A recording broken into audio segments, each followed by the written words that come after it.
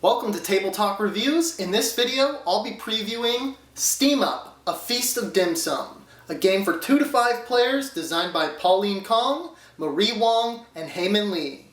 Playing in under 60 minutes, this is the first release from Hot Banana Games, coming to Kickstarter later this October. So keep in mind that the components you see are prototype. Let me show you how to play, and then we can get to my thoughts.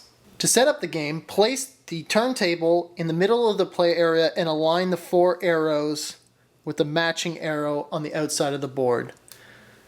Then select your feast zone indicator, showing the number of dots that matches your player count, and align the orange indicator with the orange arrows at the top of the turntable board. Place the scoreboard beside the turntable and place the Steam counter on 18 if you're playing with 5 players, 16 for 4, and if you're playing with 2 to 3 players, place it on 12. Shuffle all of the fortune cards and place them in the spot for the fortune deck. Shuffle all of the fate cards and draw 18, putting the rest of the cards back in the game box. If you prefer a friendlier game, remove all fortune and fate cards marked with this asterisk icon in the bottom right corner before setting up these decks. Place all the food tokens near the game board, as well as the lucky die. Give each player 2 random animal boards. They show your starting resources and your special ability. Some special abilities will have you earning extra points or actions for completing a column of dim sum, whereas others will just earn you additional points for specific types of dim sum.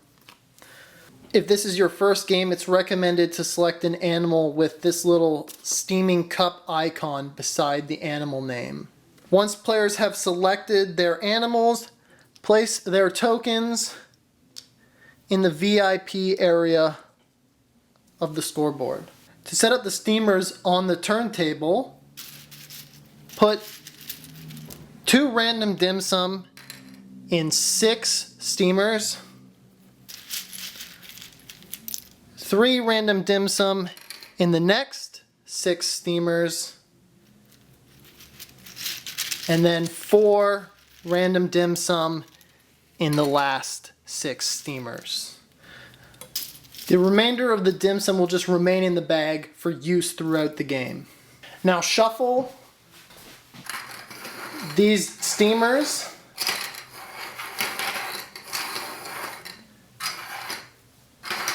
and create stacks of 3 on the playboard.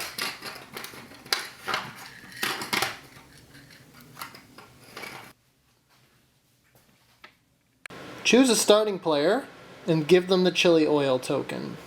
Players may now collect their starting resources based on the dim sum they see visible. For example, the meat lover starts with 2 different food tokens and 2 fortune cards. So they might select a meat dumpling and a barbecue meat bun as their starting resources, as it is useful for 3 different steamers, and they earn an additional point for gathering dim sum of these types.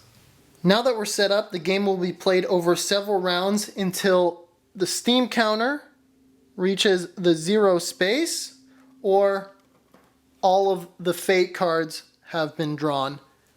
After which, the player with the most hardy points will win the game. On your turn, you must pick 2 different actions. You can do them in any order, but you cannot repeat the same action twice in one turn. The actions are: gain 1 token from the supply of your choice, or draw 1 fortune card, and then you can rotate the game board 90 degrees, which adjusts which steamers are available in your feast zone. Rotating is optional, so if you like what is already in your feast zone, you can choose to leave it where it is. Similarly, you could play a fortune card from your hand, resolving the action described on the card, and then you again have the option to rotate 90 degrees in any direction. You could choose to discard 2 fortune cards from your hand to receive any food token you choose.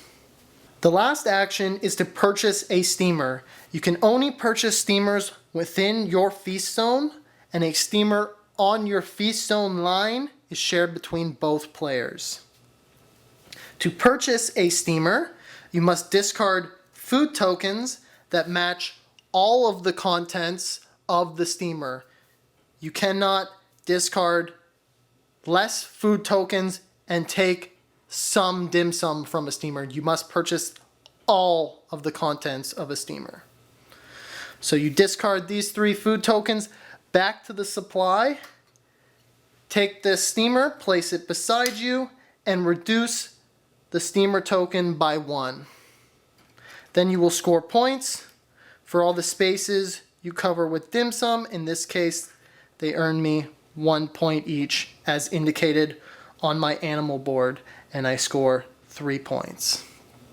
Keep the empty steamers beside your animal board, as some card abilities will vary based on how many steamers players have. Once you have taken your 2 actions, it is the next player's turn. After all players have taken their turns and it returns to the starting player, a new round begins by resolving a fate card, and players continue taking 2 actions on their turn until the steamer is down to 0 on the track, or all of the fate cards have been resolved. Then players lose points for every 2 food tokens they still have, and gain 1 point for every 2 cards that they have. The player with the most points wins. And that is how you play Steam Up. Right off the bat, you can tell this game has table presence. You set up the stacks of steamers with the dim sum, and people are going to get interested. And the simple, straightforward rules keep them at the table. Thematically, the actions are more mechanical in nature, just drawing and playing cards or taking a token, but extra detail has been put into the production and artwork to give everything a cultural significance. Things like the table number on the scoreboard and the missing 4 on the lucky die all have their meanings explained throughout the rulebook. Now, one downside I did experience was that some fortune cards are simply better than other fortune cards.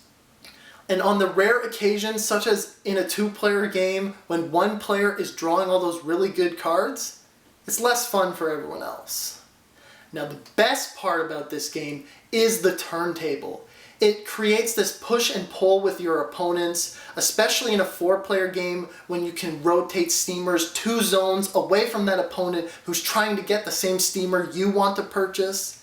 And you run into these turns where you just need 1 more token to be able to purchase that steamer.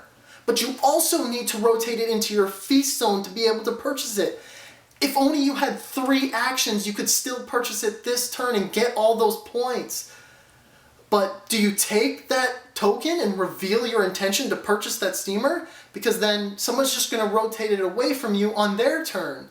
And it's that tension that made this game really enjoyable for me.